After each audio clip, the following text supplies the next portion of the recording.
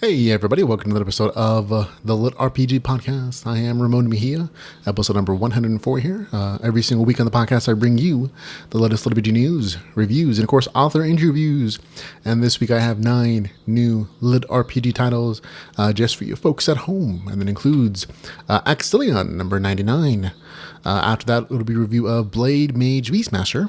Then it'll be Warden, which is the first book in the Nova Online series. Then it is going to be The Legacy Builder, The Chronicles of Lincoln Hart, Book 1. After that, it'll be Ghost in the Game. That's the third book in the Dream State Saga. Then it'll be Perma-Death Online, which is the second book in that particular series. Then it'll be The Metropolis, Futuristic Dungeon Core. That's book number 4. And then Chronicles of the Eternal, Volume 2. And last but not least, it'll be Akilla's Reign, Puatera Online, book number 4. But of course, we begin our show, though, with LitRPG news.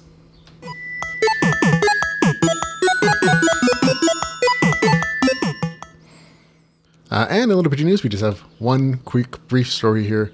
Episode number 103 of the podcast, I had a nice author interview with Christopher Keane about his latest novel, which is the Ghost in the Game, which is the one we're reviewing this today on the show. But we had a very interesting conversation about him as somebody who works for a publisher, somebody who we kind of had to convince about like doing a LitRPG story and what the differences are to him.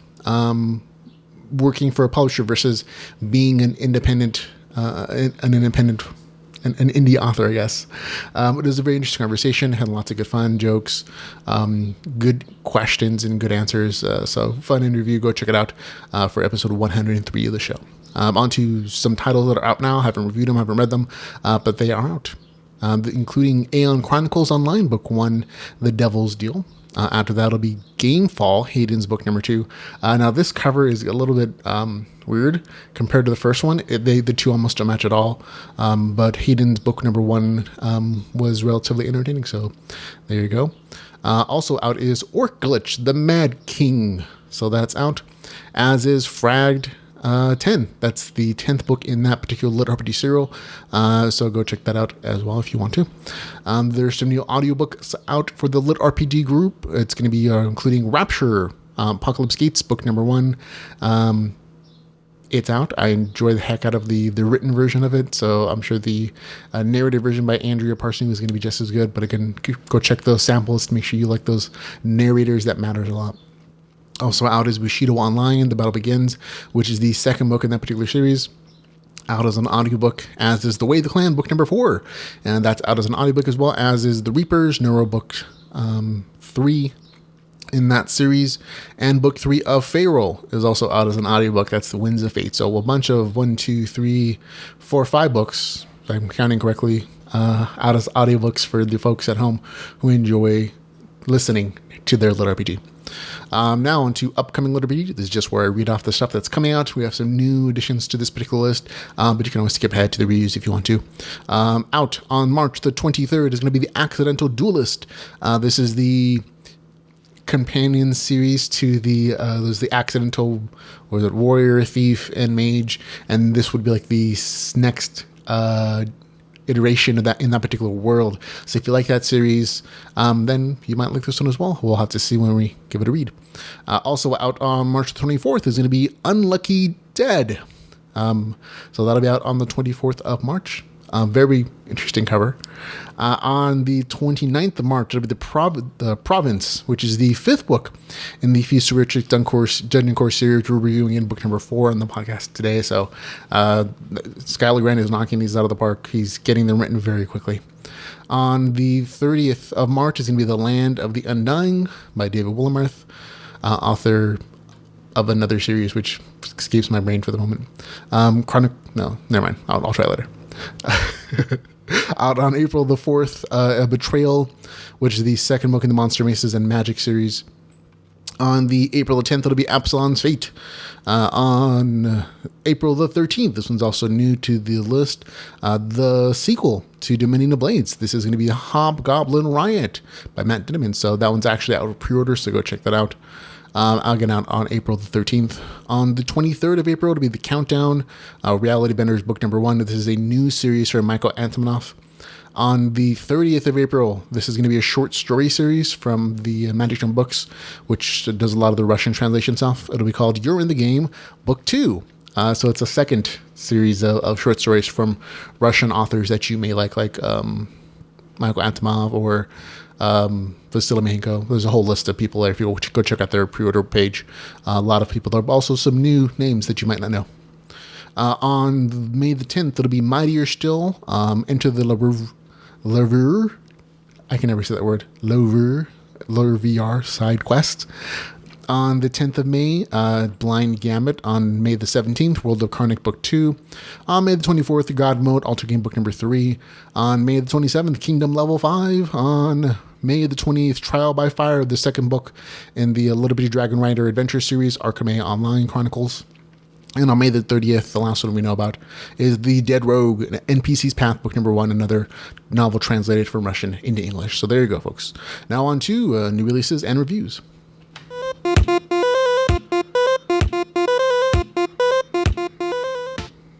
Hey, folks. And first up on review section for the LitRPG podcast is going to be Axillon99, a LitRPG novel written by Matthew S. Cock. So there you go. This one is 568 pages, so nice and beefy. It is $4.99. It is available on Kindle Unlimited.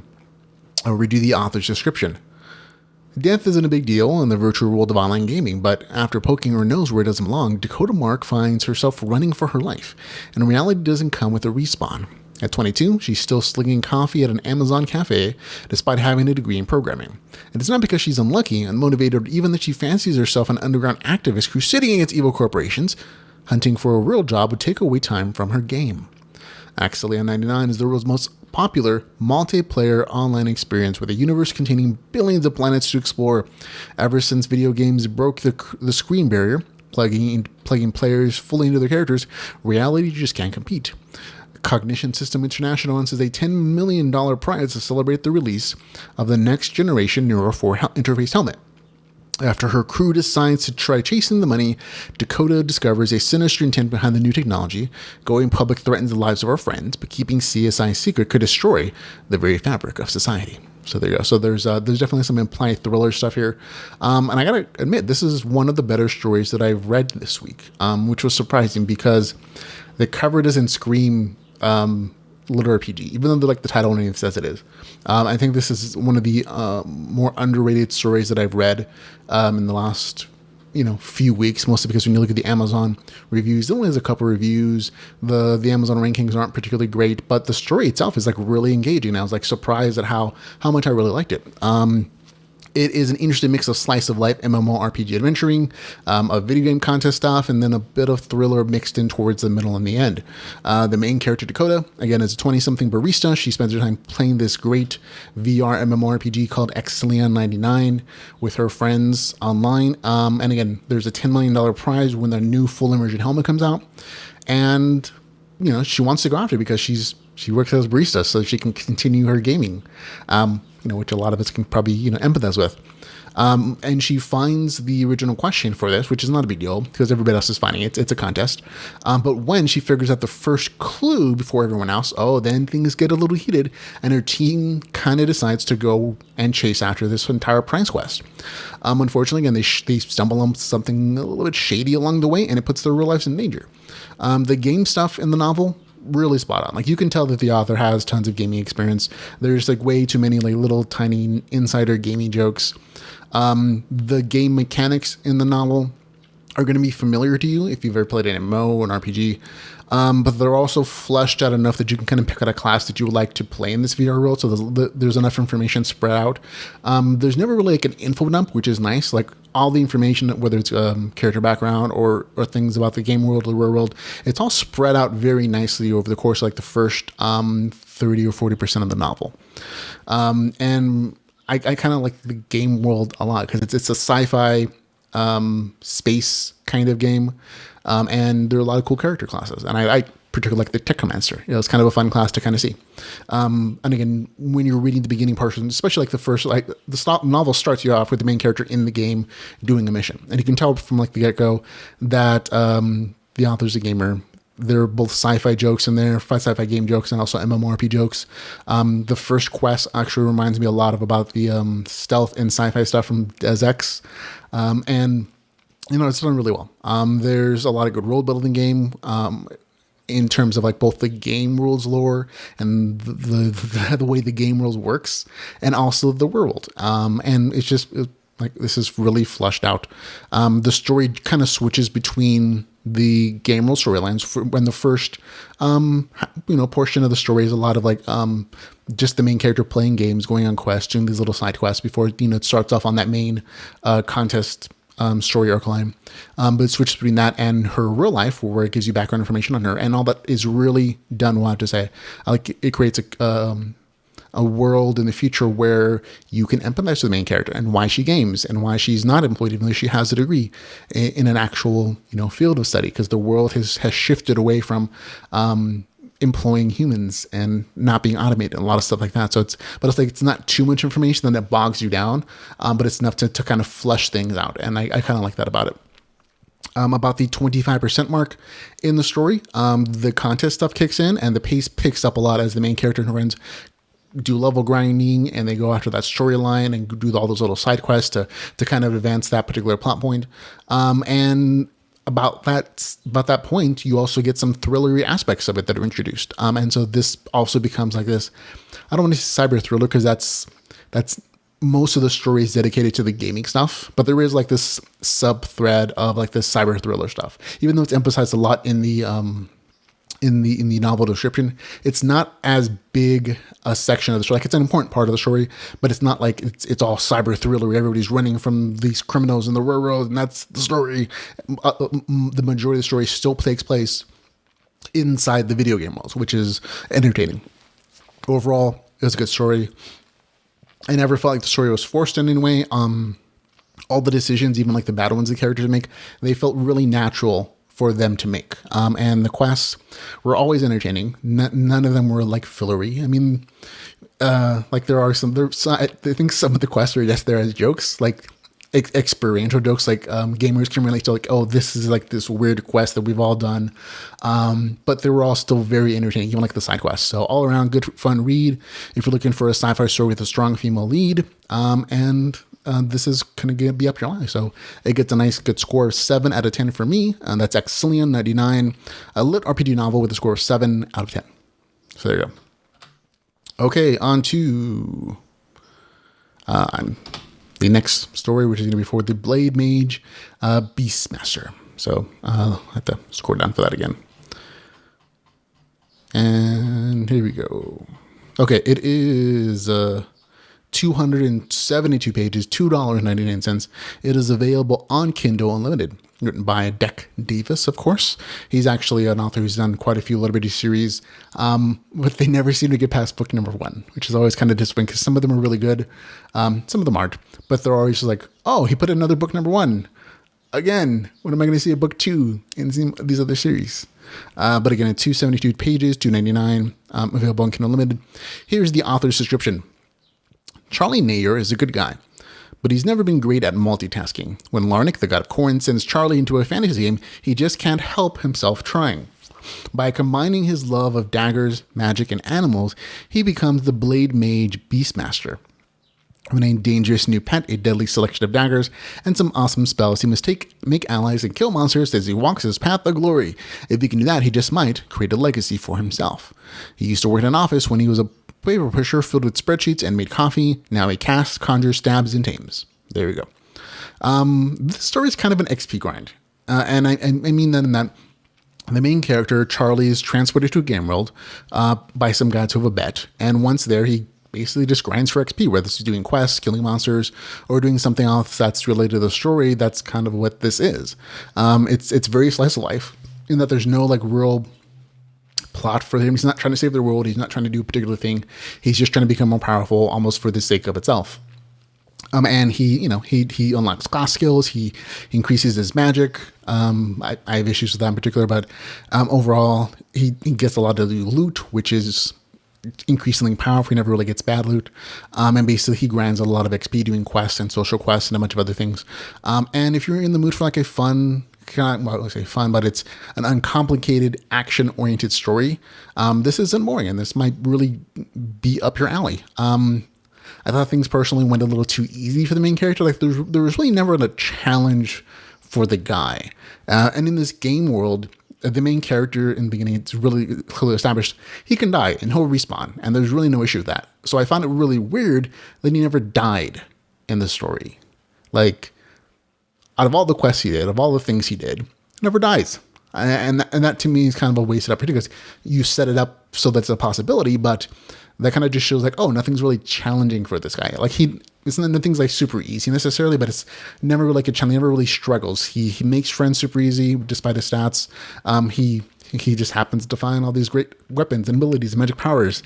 And he's just kind of shut along on these different adventures. And that's fine. Nothing wrong with that. It's just like, it wasn't the most entertaining story. It wasn't boring or anything like that. It's just like, okay, not bad, not amazing, not good. So it gets a score of 6 out of 10 for me. So that's Blademage Beastmaster, a LitRPG series book with a score of 6 out of 10. There you go. Okay, on to our next story.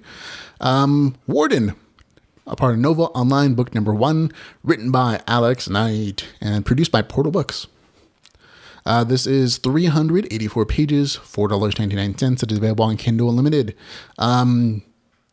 This is the author's description, or the publisher's description. Ready Player One meets Halo. In prison for a murder he didn't commit, Caden's only hope of early releases is in serving as a warden inside the game world of Nova Online. Playing as a unique class while surrounded by aliens, pirates, and warring guilds, he and his squad are tasked with protecting new players and enforcing the rule of law. But Caden has other ideas. He's intent on proving his innocence. The key to his freedom lie hidden in the game's seedy underbelly, and he'll soon discover the bloody trail that led to his arrest is more twisted than he could have ever imagined.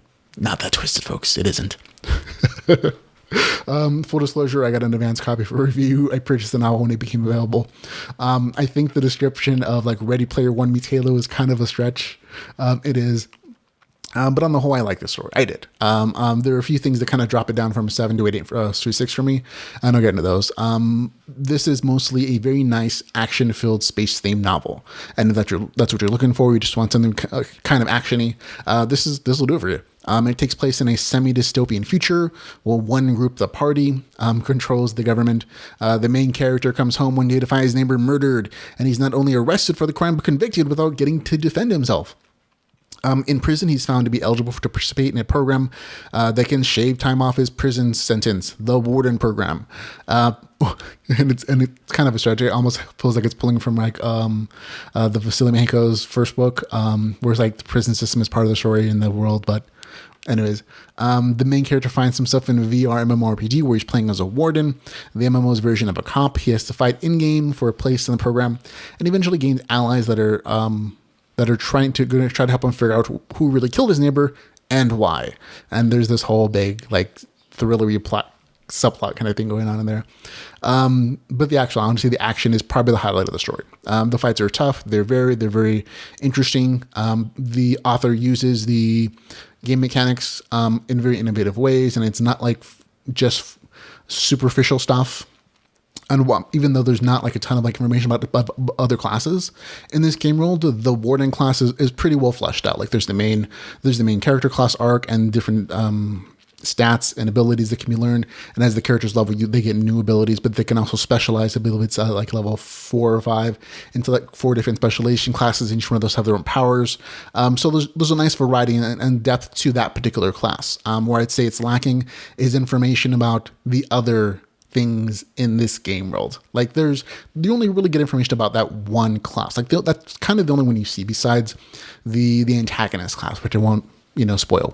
But besides those two things, like that's kind of it. And I mean there's more game stuff. There's plenty of like action-oriented notifications and notifications about items and whatever, item descriptions, things like that. It's all very nice. But again, it's kind of narrowly focused in its depth. The plot itself and the story, it's a little predictable. It is.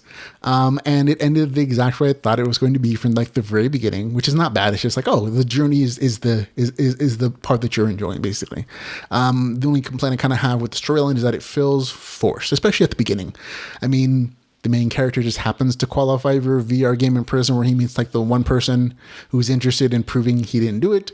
And then like when he gets a description about the who killed his neighbor in game, that same person shows up in the next chapter as during a quest line. I'm like, that's a little forced, but I get, that the plot has to advance and something, but it did draw a little bit of enjoyment from like, okay, the plot's a little bit forced. And the fact that the main character doesn't die in the game, even though it is a mechanic that's there, he would just be locked out of the game for like 7 days according to the system rules.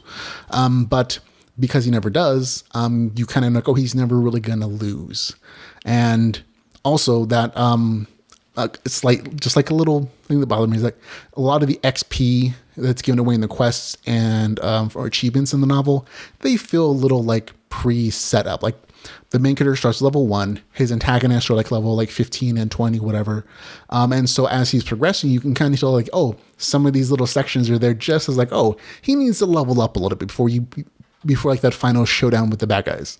And you can tell like the XP is kind of just inserted in certain increments just to get him to level at certain points. I'm like, okay, that's fine. DMs do that all the time, to get their players to level up before like the big boss fight. But it was like just a small like thing like, oh, okay, kind of forced a little bit, but like not something that really draws away from the story too much. Overall, I like the story. I just couldn't give it a 7 because of those issues. But people who don't care about that stuff, they're going to have a nice time with this action-oriented sci-fi novel. And I think a lot of those little plot points or those things that bother me a little bit are going to be taken away in the next novel because the novel expands. I don't want to spoil things. It expands quite a bit from this narrow section of this gaming universe. So I genuinely look forward to reading the next one, but again, couldn't quite give it a 7. So it gets a score of 6 out of 10 for Warden Nova Online, book number 1 with a score of 6 out of 10. So there you go. Okay, on to our next review, The Legacy Builder Chronicles of Lincoln Hart, book number 1. And that cover art, it's a little cringy, but it's written by Ember Lane. There we go. 306 pages, $2.99. It is available on Kindle Unlimited. I'll read you the author's description. Bracador, a virtual fantasy land packed with elves, dwarves, gnomes, and trolls. Bracador, a world sliding helplessly to war. Lincoln wanted to be a warrior, a rogue, or a mage, but he'd made a promise to himself, so he chose Builder. He wasn't supposed to play the game on his own, but now he wanted to build a legacy for Joanne, a sanctuary in a virtual world. He was supposed to be a place where folks could come to get away from the terrors of the land, and a utopia he could create with his bare hands. It was supposed to be Joan's legacy, but as the growling thunderheads of war gather, he begins to think it might be a lost refuge. He begins to think that it might be the land's only hope. And Fantasy collides a little bit in this first novel in the land of the Bracador. So there you go. It's the author's description. Okay, this was, again, another pleasant surprise. I wasn't sure how I was going to feel about it. I thought from the cover art, from the title, it was going to be mostly a crafting or building story, and it turns out to not just be that, which was it was nice. The first half of the novel is a lot of introduction of the world building, character development kind of stuff. The main character, Lincoln, is in a VR RPG game world that, and he wants to kind of found his own little kingdom. But first he has to make a place. He has to find allies to get him there and to survive the adventures that it takes to get there. And that's basically the first half of the novel. You get a lot of introduction to like what this world is, how it's shaped, culture. And it's a very interesting read. If you're into like game lore, I think there's a lot of good information there. If you're not into that stuff, there's still the action adventure stuff. Although it isn't like super actiony, it is a very interesting adventure story, if nothing else. Now at the 50% mark, things shift into the town building or the kingdom building side of it. But it's even then, it's not just that. It's still very adventurous, and there are quests and problems that the main character has to solve along with his allies. And even though they're a little more socially oriented, the game mechanics and the story, they're fairly standard. Nothing really innovative here. The main character has experience points levels. He can assign points to his stats when he levels. Skills and abilities are learned from either someone taught or that they're just practiced, and then they're learned and they need to be increased through training or through just earnest effort. The town building stuff is it's more like resource management stuff than it is like him necessarily like building a full-on house or building a full-on kingdom. It's kind of set up like an RTS where like the main character has somebody who tells them like, oh, you have so many resources and it'll cost you so many wood and stone and food to make this particular building, or to increase your worker population of like NPC workers and stuff like that. And the main character also does social quests like advance the storyline in that respect as well. And they're interesting, but again, they're not particularly action focused. And again, this whole story is really not actiony. Like there are a handful of like action scenes, and they're done well, but again, not the focus of the story necessarily. Overall though, I thought it was a good read. If you don't mind a bunch of like world building and lore stuff, the first half will be interesting. If you don't like that kind of stuff, it might feel a little bit of a drag because the pace is a little bit slower in places. But overall, I still liked it. But again, I like town building stuff. I like crafting stuff. I like those kind of things, as things that I read. So I enjoyed it. I give the score 7 out of 10. That's the Legacy Builder, the Chronicles of Lincoln Hart, book number 1, with a score of 7 out of 10. So there you go. Okay, on to the next review. This one is Ghost in the Game, Dream State Saga, book number 3, written by Christopher Keane. And so this starts our series of novels, so things in a series. Okay, this one is 244 pages, $3.99. It is available on Kindle Unlimited. Here's the author's description. Noah has made a deal with the devil. In return for access to Wona's inner circle, he must guard the Dream State game. It could be worse. After all, the Dream Engine saved his life, even if it ended so many others. But his new alliance didn't come without a cost.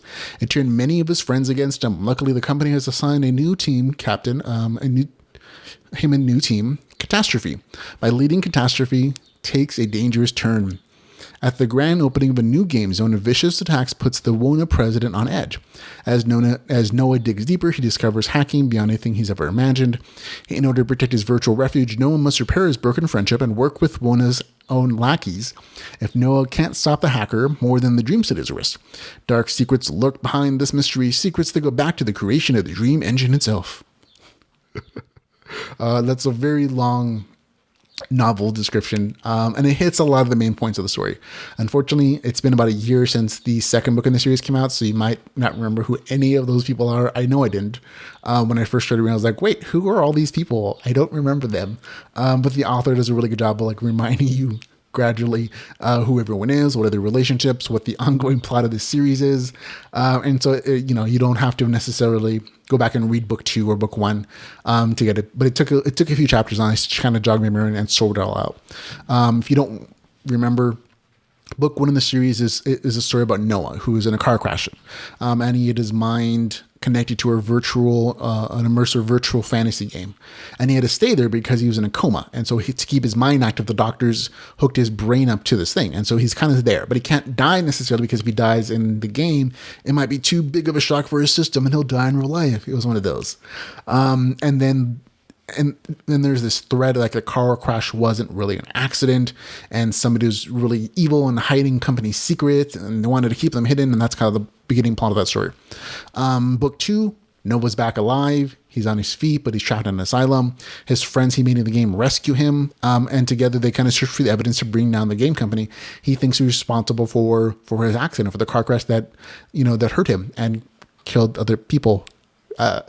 Only Noah at the end of that novel makes like this one at the end, but he makes a surprise decision to be evil and decided the game company. And honestly, that was kind of the biggest complaint for a lot of readers in book 2, in that the main character goes evil and it doesn't make sense to a lot of people. In book 3, that's reversed again, so you don't have to worry about that. Like, honestly, if you don't like that part of the story, book 3 changes that again. Noah is kind of a good guy again. He's working with the other characters in the story. It's a big turnaround. And there's this whole plot like, oh, discovering like who these evil screamers are who are just able to kick people out of the game, like log them out forcefully with their scream.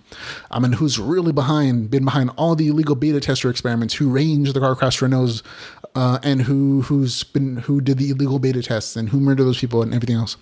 There's still plenty of dungeon diving in this novel. There's fighting. There is like the novel itself mostly feels like a cyber thriller. Like that's a big portion of the story. Like there's still those other things. There's still like dungeon stuff and getting new weapons and trying those out. Nobody really levels anymore or increases in power because they kind of hit that level cap in the story. So that aspect is a little bit gone, but all the game mechanic stuff you had from the other stories is still here. That's mostly what it is. It's figuring out, who's behind all these bad things happening? Who's the real villain? And that's the story. And so I thought it was interesting. I actually had a good time with it. And I'm not going to spoil who did it, but it wasn't the person that I thought it was. So I'm like, that's a nice little twist. So good job there. I had a good time just kind of going along with the ride. It gets a score of 7 out of 10 for me. I enjoyed it. That's again, Ghost in the Game, Dream State Saga, book number 3, with a score of 7 out of 10. So there we go. And if you want more details, go listen to the episode number 103 of the podcast, where I talked to this author about his story in particular. So there you go. Okay, on to review number 6. Perma-Death Online, a LitRPG adventure, book number 2 by AJ. Sorry, yeah. I always mess this up. It's either DJ Chaudhary or AJ Chaudhary. The lettering here just makes it harder for me to see. But either way, Perma-Death Online, book number 2. It is 158 pages. It is $3.99. It is available on Kindle Unlimited. So page count wise, it's a little expensive. But here is the author's description. Sorry, no logging out. What if the log out button stops working and you get forever stuck in a VR MMORPG? Rohan and his friends continue their struggle against Death 13 and the Kotarish gang, and they must find the pieces of the artifact that can be used to destroy Death 13. The odds are against them, but their only option is to push on. In the second installment of Perma-Death Online Trilogy, Rohan must deal with mobs, Kotarish gang members, kill pterodactyls, and even fight in a tournament. It's not going to be easy, but Rohan must not lose hope at any cost. So there you go. Even just reading the author description, you can tell that the English is different than it is in America and in maybe Britain. So that's that was probably the biggest drawback for a lot of people who read book 1, is that this sounds weird. And that's mostly because it's not written by an American author. It's written by somebody who lives in India. So it's a non-native American writing this story, and you can tell in the way the phrases are written, the way that the sentences are structured a little bit. And there are, of course, also actual technical issues with the writing that are throughout this novel, throughout the first one. And it is what it is. However, I'll admit, I don't have an issue with that personally. Like I reckon I only mentioned it because I know other people do have issues with that, and they'll read the first couple sentences and I'm like, nope, I'm out. So I'm just letting you know in advance that it'll be a problem for people who have issues with that kind of stuff. For me though, I actually like this one better than book 1, and that's mostly because I think I understand what was happening in book 2 a little bit more. Like this entire series, like book 1, 2, and 3 is actually one long serial story that's published somewhere else, and it's being kind of chopped up and published, edited and whatever, and put online, and put on Amazon, I should say. And so this is the second book, and it literally starts it starts right at the end of book 1. Book 1 ends, and this one is just a continuation on. But the explanation of what happened in book 1, like the big thing about Death 13, what it is, who made it, whatever it is, that's all explained at the very beginning of book 2. So it's like, starting out, this was like, I understand what the heck is going on. I think that helped me just like to appreciate all the other things that happened in the rest of this book a little bit more, like where like it finally felt like it had a purpose. It wasn't just slice of life, which is not bad, but for me, you kind of have to be in the mood for it. So if you don't mind a story that kind of meanders and kind of goes whatever way, great. Slice of life is always awesome. But if you want something with a purpose, and that converts you that just with the mood you're in, okay, this one feels a little more purposeful that time around. So maybe that's why I liked it a little bit more. But there's still the same questing. There's still the same like Indian mythology themed monsters and quests and things like that. And even though the end of the story feels a little bit forced, it's still very entertaining.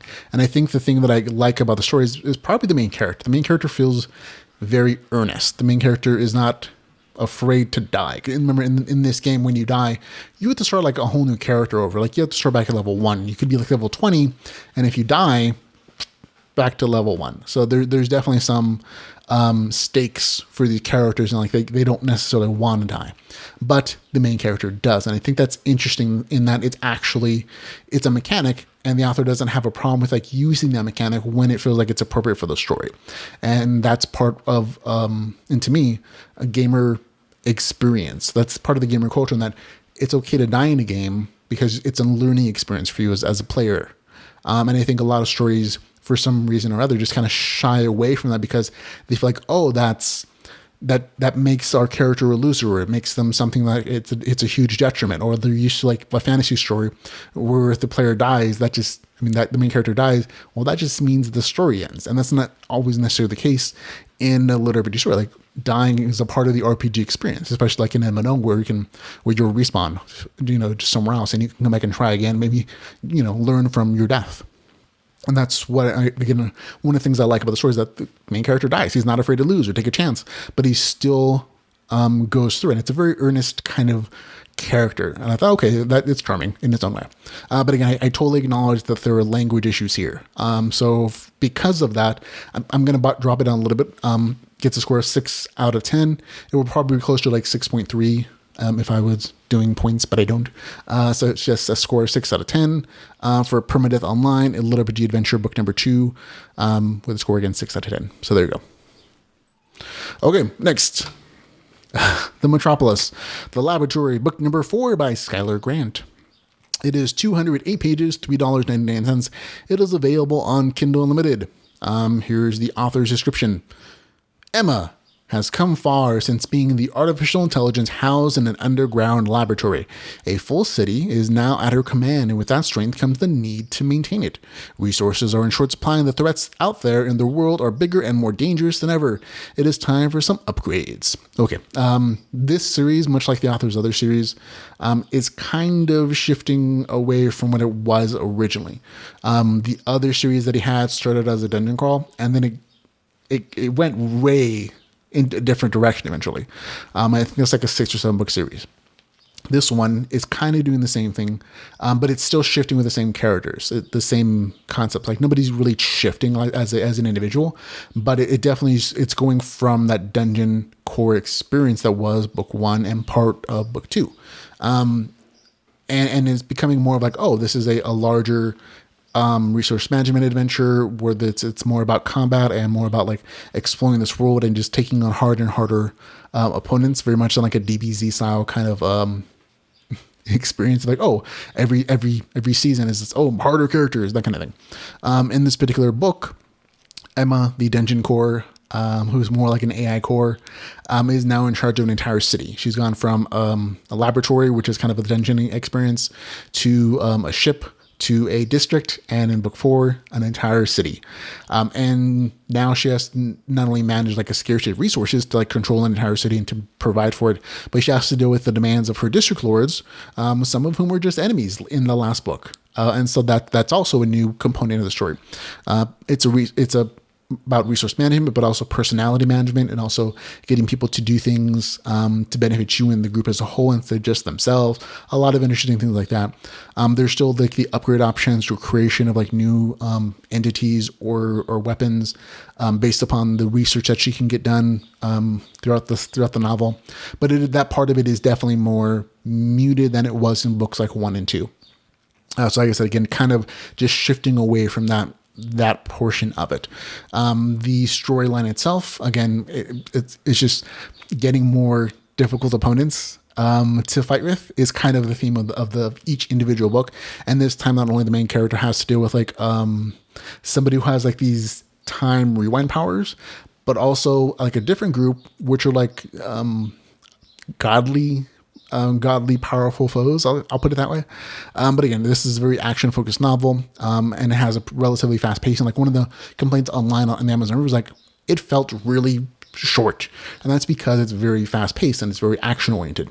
And hopefully, if you enjoy that kind of stuff, you're going to enjoy the novel. Again, it's shifting from that dungeon stuff, but it's still maintaining some of those properties like, resource management, research projects, creation of weapons and soldiers. So you can still feel like it's progressing in a way. For me, I don't mind. I had a good time reading it. Score 7 out of 10. That's the Metropolis Futuristic Dungeon Core with a score 7 out of 10. There you go.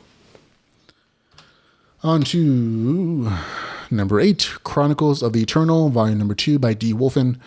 This one is 341 pages, $3.99. It is not available on Kindle Unlimited, and I think partially because it's also available online somewhere, like on the author's personal pages. Here is the author's description. Departing Grand Theor, Regal and his squad venture out to experience the world, a world where the Immortales rule through elite either power or deceit. True intentions are hidden behind a smiling facade, and the bandits that riddle the trading routes are the least of their problems. So there you go. That's it. That's all the description you get. Now, personally, I'm a fan of D. Wolfen. He was one of the first LitRPG authors I ever interviewed on the podcast. End Online is one of my favorite LitRPG stories. He's also one of the first that I've ever read. However, I'm not gonna fib to you guys. This story is a little bit jinky. It's part of it is due to the particular chosen writing tense. It's written in third person present tense, and there are also some semi-regular technical writing errors, mostly in the way of missing words or tense changes in the sentence structure. Like part of the sentence will be in past tense and then it'll shift for some reason to present tense in the same sentence. And then it'll shift back and forth in the paragraph sometimes. And so it's a little bit jarring. But those are mistakes. Those are things that everybody does. I have an issue with that as well. When I write, sometimes for some reason it shifts between present and past tense. When I'm writing in first person. And so it's just one of those editing things. But it is going to put off some readers. So just be aware, when you're reading it, download a sample, you're going to be able to tell really quickly whether or not you enjoy this particular writing style. But for me, after a little while, I just kind of stopped noticing. And so personally, I don't have an issue with that, but I know other readers do. So that's why I mention it. For me, I like the story. It's fun. It was interesting. It's a little bit slice of life. Which is expected of something that kind of is essentially an online serial story that's, collected together as volume and put on Amazon. But it was still fun to read about Regal and his buddies and have them seeing them fight, them level, craft, and try to avoid the machinations of the city leader, the town leader that they go to. And for these characters, the group is kind of growing up. Like in book 1, it was very much a coming of age show for the main character who is considered a soulless, and that's all this is book 1 stuff. But he eventually goes into academy and he learns how the magic system works and how to level and how to advance and how to fight with his guns and a bunch of other stuff, and kind of finds his place. And this book is kind of the extension on that. Okay, now they're not considered children; they're considered adults, and they have to go find a place in the world or make a place for themselves. And so they're finding in this novel that not everybody has their interests at heart, and people are going to try to use them, or people are going to try to discard them if they feel like they're in their way. And so overall, good story. I enjoyed it. I'm kind of a sucker for crafting, and there's definitely crafting in here. And just, good advancement of character stuff, good game mechanic stuff. But I do have to warn you that this is not a great place to start this series. You really should read book 1, because it's kind of just like a serialized story that's kind of just cut up at a particular point and published. That's why it's a volume and not just book 1, book 2 necessarily.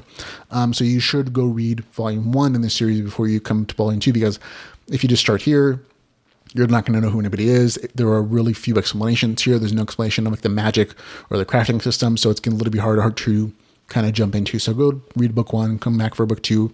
They're available now. But like I said, I had a good time with it. I enjoyed it. If you like D. Wolfen stuff, you're probably going to enjoy this as well. It gets a score of 7 out of 10. For me, Chronicles of the Eternal, volume number 2, with a score of 7 out of 10. Okay. On to our last review. This one is going to be Akilla's Reign, written by Don Chapman. It's going to be the Puatera Online, book number 4. Okay, this one is 349 pages. It is $3.99. It is available on Kindle Unlimited. Here's the author's description. Taking the day off work to surprise Andy with a ticket to the hottest fantasy VR MMORPG, Emma returns home to find his cheating ass in bed with her sister. Throwing them both out, Emma sits slugging back the wine they just shared. Drunk and devastated, she almost blows his gift. But watching the adverts for the amazing fantasy world depicting monsters, mayhem, and adventure. Emma keys in her name and details Akillia F22 and decides to take on Puatera Online. So there you go. That's kind of the world introduction to this particular novel. This is a different character than the Puatera Online books number 3. That one is Maddie, who is a AI who becomes self-aware. This one is very much Emma, who is only kind of joining the game to spite her ex-husband or her husband who cheated on her. So that's kind of the beginning part of this novel. I have to say, this was probably one of the most frustrating novels I've read in a really long time. And at one point when I was reading it, I almost threw my book across the room. It was that frustrating. I literally, about the halfway point in this novel, I was so frustrated with it. I had to put it down, and I had to just kind of walk away and go do something else and then come back and finish it. And I'll talk about what makes me frustrated. But I first want to say, there are some good things about the story. The author is always a good technical writer. Her characters are interesting. You empathize with this character a lot, Emma. But there are a lot of things in this novel that just kind of like either disappointed me or just like were super frustrating as far as like forced plotline. So I'll begin with part of my frustration with this novel is probably to do with my expectations of it. Like I went into this novel just like so excited, like I really was. I was like, oh yeah, this is the 4th book in the series. I like book number 1, 2, 3, but from what the author had said online, some of the things she said was like, oh, this was going to be the book that was going to be super RPG. Like even on the cover, it says RPG design by Chris Mayer. And the author had kind of said like, oh, she'd worked really hard with somebody else to create like this full RPG system, for book number 4 for Akillia's Reign. And so I went into this with like really high expectations, and they were sort of met, and then they sort of weren't. And I'll first talk about a little about my experience with books 1 through 3. Like that's the one with Maddie, who's the main character, and that one is not super RPG. There's not a lot of game mechanics. I think you get for a lot of it, it's quest mechanics. You get like hints at other game mechanics in the world, but it's told from the point of view of an NPC who becomes self-aware, and so it makes sense within that context that the NPC wouldn't necessarily see all the game mechanics happening around it, because to her, it's just her world. It's just her fantasy sci-fi world.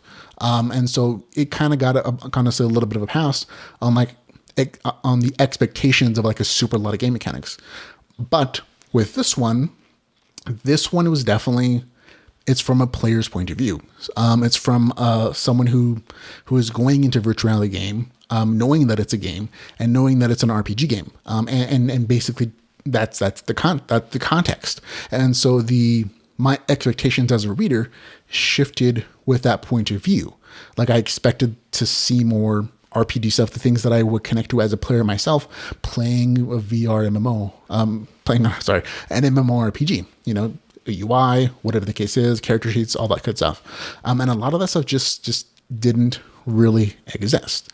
The werewolf storyline, like the storyline for the character, awesome. It really is. Like it starts off with her going home. She finds her cheating husband and she uses his anniversary gift to log into this game. And it's kind of a weird situation in that it's like a 6-month gift, and that she has to go to like some island in the Philippines for 6 months to play this full immersion game.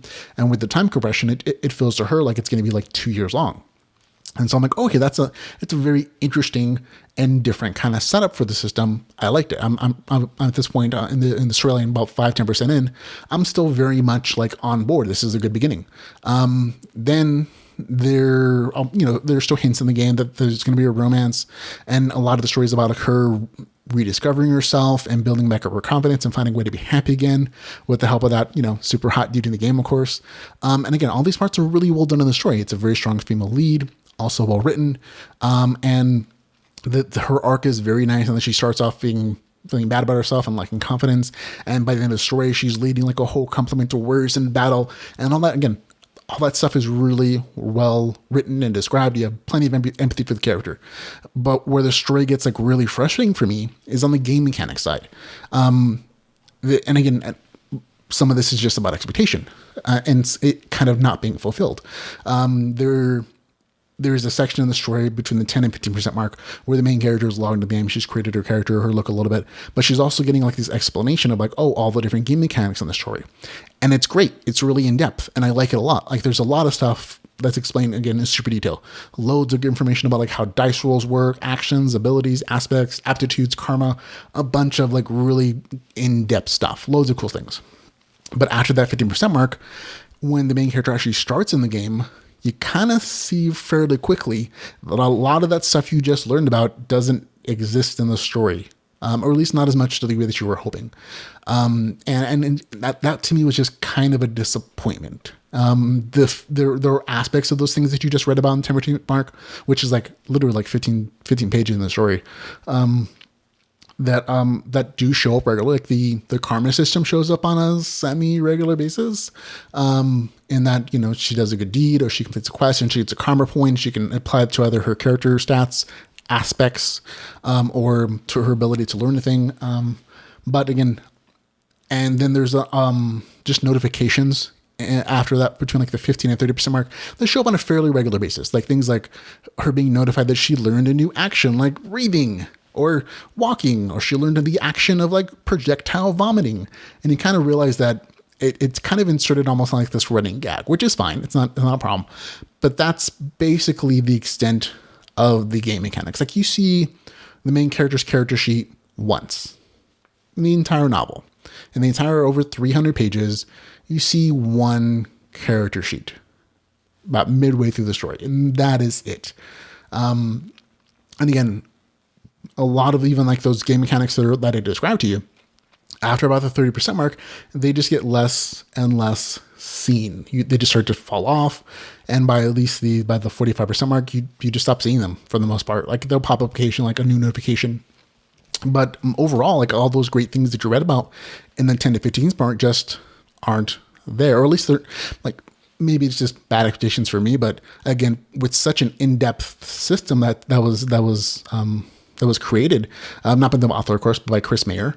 But it was so in depth. Like you would think that you would see that stuff in the story, and it wasn't. And so that combined with the expectation, like, oh, this was going to be the one that was like totally RPG and like a bunch of cool information, and you see it from the player's point of view, and none of that shows up. Like the storyline itself is fine. It's what it is. But like the game mechanic stuff was just kind of disappointing. Now, combat in the story, not a very combat-oriented story. So like, okay, that's fine. But combat itself was also kind of weird and forced up until like the end part of the story. That the end combat itself is relatively decent. But for most of the story, combat is kind of a disappointment as well. There's one scene in particular I thought was just so weird. And so weird. It's just that the main character who doesn't have a particular skill with swords, at one point she's fighting this goblin-like creature. And combat essentially is like she stabs it with the sword and it kind of pushes it away a little bit, but then she stabs it again in the chest and the sword just keeps going through and the monster doesn't fight back until it dies.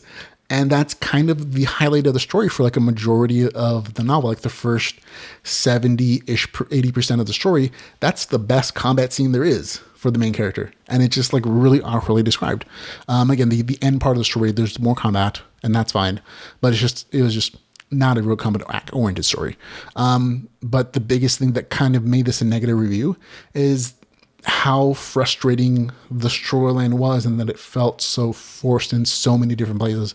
So much so that I had to put it down so I wouldn't have to buy a new Kindle bike because I threw it against the wall or whatever. And then I have a few examples in the written portion of this review. I'll go over a couple of them just so you kind of see what I'm talking about. But there are a lot. Like in my notes and reading this story, I counted at least like a dozen times when I wrote WTF, this doesn't make sense. And it just happened so many times, but I'll give you just a couple of brief examples so you kind of see what I'm talking about. And again, this is slightly spoilery, so if you don't want to hear this portion of it, skip ahead. At the end, it gets a score of a 4 out of 10, not a positive review.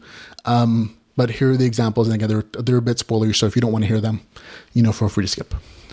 Okay.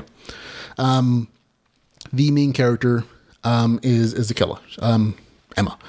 In the game, she is basically, her initial quest is to go help gather the dragon poop from another land so that it can be used in this land to help fuel the magical wards that keep monsters out, okay? It's a whole thing. But on part of the journey, she is sent off to kind of go and go get access to her ship. And when she goes, she has to convince some cat people to help take her and her group apart there. Somebody's by herself. And that cat person she meets at one point just kind of says he refuses to give her a name because in whatever culture, whatever magic system it is, that's not really explained. He says, oh no, if I give you my real name, you can use it in a really bad magical spell. So I'm never going to tell you my name, because it's, it can be used in bad ways. Then literally 2 paragraphs later in the story, that same character is giving her his name and then announcing that she's now part of his family, so of course they're going to help her in any way they can, and like getting this ship into order and a bunch of stuff. And it was just one of those experiences. And this wasn't even the first one. This was probably like the 3rd or 4th one in the novel where this happened. This is just one of those like really straightforward days. I'm like, oh, that doesn't make sense. Where like, oh, that's a weird shift in tone, but like, okay. You can kind of let it go a little bit. But then a little later, like the main character also saves like the grandpa cat person in that story. She sees him and she sees him clutching his chest and she just knows he's having a heart attack and that she has to go save him. And so the granddaughter, who's a mage, comes back and she tells her, she's like, oh, granddaughter, you use your attack electric spell to save and to restart his heart. Only this main character shouldn't know that this daughter has an electric spell because it hasn't been shown yet. And she definitely doesn't know how the magic system in this world works. But, her commands are followed and the grandpa's saved. And it's just like one of those things like, oh, that worked out surprisingly well, considering that the character kind of had foreknowledge that she shouldn't have, about both the magic system and also what this other character is working on. And then like this is probably the weirdest one for me is like, after she saves the grandpa, he gives her this magic talisman, which is the like the family heirloom, and its item description basically says the wearer of this item can communicate with all the sea life in the world, in the ocean, and also command it. And I mean, which is kind of an OP power, makes her like Aquaman, great, but it's kind of where the shit gets it. But that's not the weird part. That's not the part that felt super forced. In the very next scene, that main character uses that same item to create like this huge magical shield around the boat that's gonna like crash and fall into the ocean for whatever reason. And she creates this magic shield that saves everybody and stops it from hurting people, except that power is not associated with that particular item. It's literally like this power that she grabs the item, the same item that gives her the fish talking powers, and suddenly she can create this huge magic shield for no reason whatsoever. It's literally out of nowhere. And the way it's kind of waved away saying, oh, the goddess of the sea spoke through you, and that's the reason that you could do that thing. And throughout this entire story, this same magic item, this same like necklacing, is used to contact the dead, speak with the guardians of the land, talk to the game itself, and it kind of just becomes this like doohickey of like problem solving. And again, it's used. These are just like a few examples like how forced the story was in like a lot of different scenarios. And part of that forcedness is kind of explained away later in the series, and actually in the novel, saying that, oh, the game was shaping itself because it needed you to go do a thing to help save it. So the game was really saving your life, and it stopped you from drowning in the ocean, even though you should have drowned, and a bunch of other things. But for me, it just still felt like, oh, that explanation comes towards the end of the novel. And so all these other things still felt super duper forced. And that for me kind of ruined the entire story, because whenever I feel like a main character or a character doesn't have agency, like she's always going to do well, she's always going to be saved, and nothing's ever going to go wrong for her. And it kind of ruins the entire concept of the story, and that she has agency, she has the ability to change and to grow. In the case where it's so forced, it feels like, oh, she's being forced to grow. She's being forced to go in a certain respect, whether it's from the author or from gods or from aliens or interdimensional, whatever they are in the novel. And it's just that expectation of like that story arc of like being free and being able to do things in this novel just was like a direct conflict of what was else in books 1 through 3, which was the main character being freed from her constraints, being able to have agency despite her programming. And so this one was just kind of a huge disappointment in that respect. Well, because again, maybe it's just my personal thing. Like I have an issue with plot lines that are super forced. But whether that's the case or not, it just frustrated me to heck when I read it. And I didn't have a good time with it. I actually, my own brain had to think of the story not as LitRPG, but as a fantasy story.